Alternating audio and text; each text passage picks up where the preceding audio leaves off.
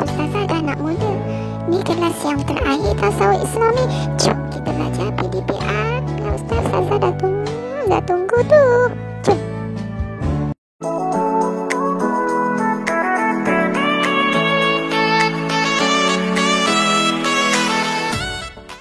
Bismillahirrahmanirrahim. Assalamualaikum warahmatullahi wabarakatuh. Pelajar-pelajar cemerlang sekalian, video kali ini kita akan mempelajari pelajaran yang ke-6 Tasawuf Islam tingkatan 5 bertajuk Sistem Pemerintahan Islam, merupakan tajuk terakhir Tasawuf Islam bagi tingkatan 5. Jadi sebelum kita meneruskan pembelajaran kita, mari sama-sama kita lihat standard kandungan pelajaran ini. Standard kandungan 3.2 memahami konsep asas sistem pemerintahan Islam serta melaksanakan tuntutan khilafah dalam kehidupan bernegara. Standard pembelajaran dalam pelajaran ini ada 5. Namun dalam video ini kita akan mempelajari 2 tajuk dahulu, iaitu 3.2.1 menyatakan konsep asas sistem pemerintahan Islam dan 3.2.2 menerangkan konsep asas khilafah dalam sistem pemerintahan Islam. Sistem pemerintahan Islam ialah satu kaedah pemerintahan yang ditadbir berdasarkan ajaran Islam dan melaksanakan syariat Islam.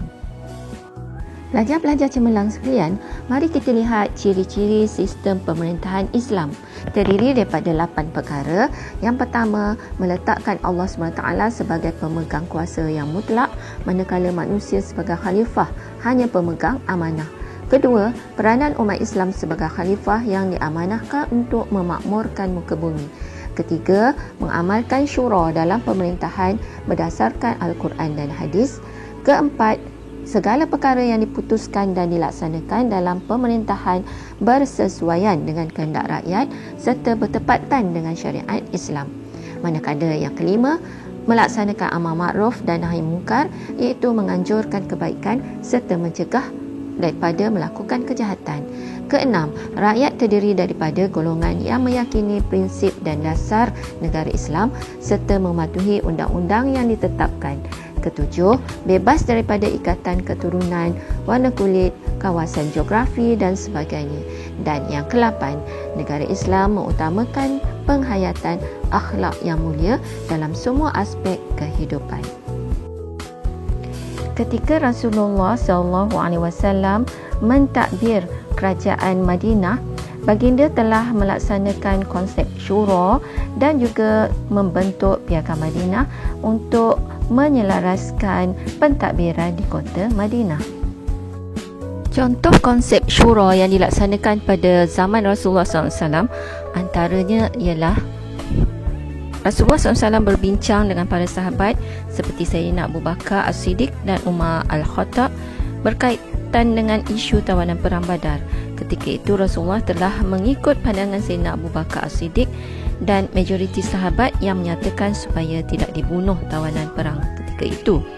Yang kedua, sebelum perang Uhud, Rasulullah SAW bermasyuarat dengan para sahabat untuk memilih lokasi peperangan sama ada berlaku di dalam atau di luar kota Madinah.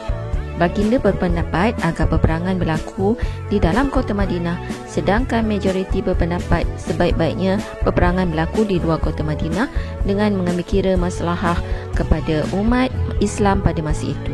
Rasulullah menerima pendapat tersebut dan memutuskan agar peperangan dilakukan di luar kota Madinah. Yang ketiga, sebelum tentera Ahzab menyerang dan mengepung Madinah, Rasulullah SAW berbincang dengan para sahabat mengenai langkah yang perlu diambil.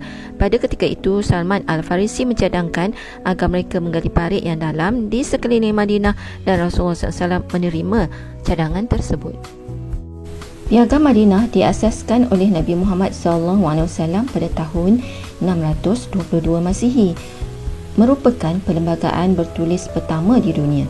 Ia mengandungi 47 fasal, iaitu 23 fasal berkait dengan peranan sesama umat Islam dan 24 fasal lagi berkenaan hubungan antara umat Islam dengan bukan Islam. Piagam Madinah secara umumnya menyentuh beberapa aspek tertentu, antaranya seperti berikut.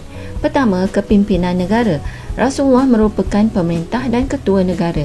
Baginda sentiasa dirujuk dalam menyelesaikan sebarang masalah yang berlaku di dalam negara. Kedua, perpaduan. Menyatukan dan mendamaikan perhubungan antara suku kaum di Madinah yang sebelum ini sering bertelagah. Ketiga, pengiktirafan kepelbagaian kaum di mana setiap kaum diberi hak masing-masing dari segi ekonomi, politik dan sosial. Keempat, keselamatan. Setiap kaum bertanggungjawab menjaga keamanan negara dan keharmonian perhubungan antara kaum. Kelima, jaminan sosial. Kebajikan dan keselamatan penduduk terjamin. Setiap warga negara diberikan hak sosial untuk menikmati kehidupan yang baik dan selesa. Manakala yang keenam, kebebasan mengamalkan agama. Masyarakat Madinah yang terdiri daripada pelbagai kaum diberi kebebasan untuk mengamalkan agama masing-masing dengan penuh toleransi. Ketujuh, penguatkuasaan undang-undang. Undang-undang Islam diguna pakai dalam sistem pentadbiran negara dengan Rasulullah SAW sebagai hakim tertinggi.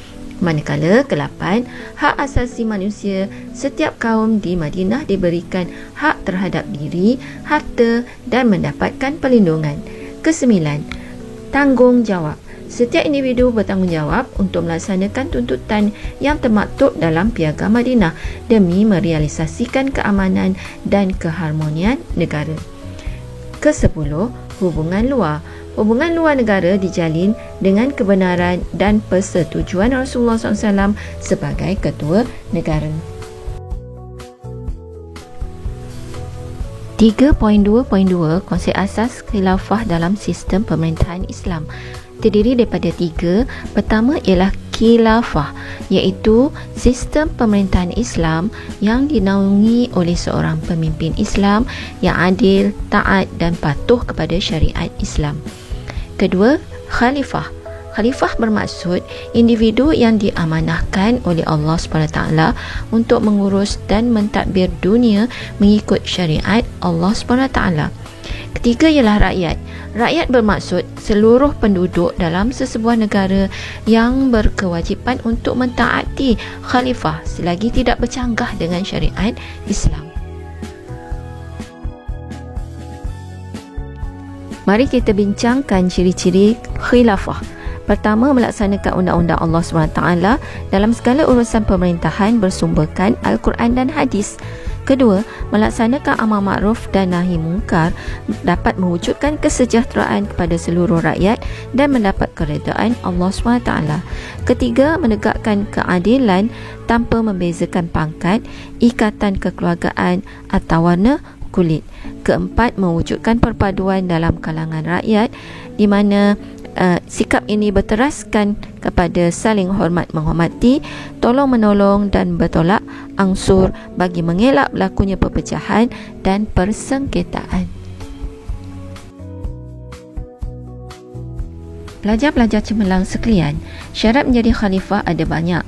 Antaranya, seorang Muslim yang mukmin, lelaki, berilmu dan memahami masalah negara, adil dan saksama, berkemampuan dari segi mental dan fizikal, berpengaruh dan daripada keturunan yang baik, serta berakhlak mulia dan berani.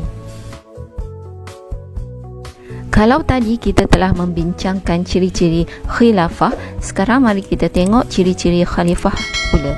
Pertama, fizikal yang sihat dan sempurna, pengetahuan yang luas, mempunyai keyakinan diri, mengetahui matlamat organisasi, memiliki semangat yang kuat, cekap membuat keputusan, bersifat rasional, bersikap adil, menguasai teknik-teknik berkomunikasi dan mampu bertindak sebagai penasihat. Khalifah mempunyai tanggungjawab yang besar, antaranya melaksanakan hukum syariat tanpa mengira masa dan tempat, memelihara kesucian agama Islam, menegakkan kebenaran dan mencegah kemungkaran, memelihara kedaulatan negara daripada dijajah, mengagihkan harta negara kepada yang berhak, melantik orang yang cekap dan amanah untuk membantu mentadbir negara serta menjaga kebajikan rakyat.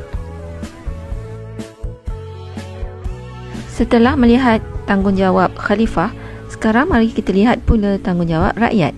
iaitu memberi taat setia kepada khalifah, membantu membenteras kemungkaran, bekerjasama dalam mempertahankan keselamatan negara, berusaha untuk mendalami ilmu pengetahuan, menghormati kebebasan beragama, menasihati khalifah ke arah kebaikan serta menjaga keamanan hidup bermasyarakat.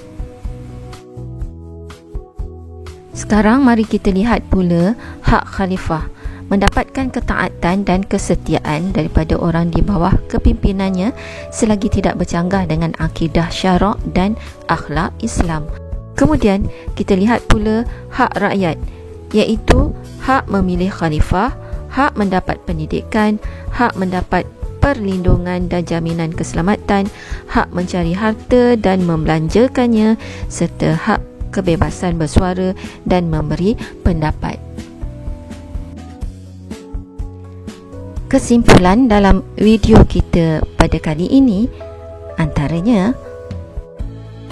berdasar perbincangan yang telah diajukan, kita dapati bahawa pemerintah adalah pemegang amanah sebagai khalifah yang bernaung di bawah khilafah dan menjaga hak rakyat. Begitu juga rakyat memelihara hak pemerintah. Akhirnya, pelaksanaan sistem pemerintahan Islam dapat dilaksanakan dengan baik sekiranya pemerintah memenuhi ciri-ciri khalifah. Sekian dulu video untuk kali ini, diharap dapat memberi manfaat kepada semua pelajar-pelajar cemerlang sekalian. Jangan lupa menonton video seterusnya untuk sambungan tajuk ini. Sekian dulu, jangan lupa like, subscribe dan share. Assalamualaikum, ila liqa. Bye.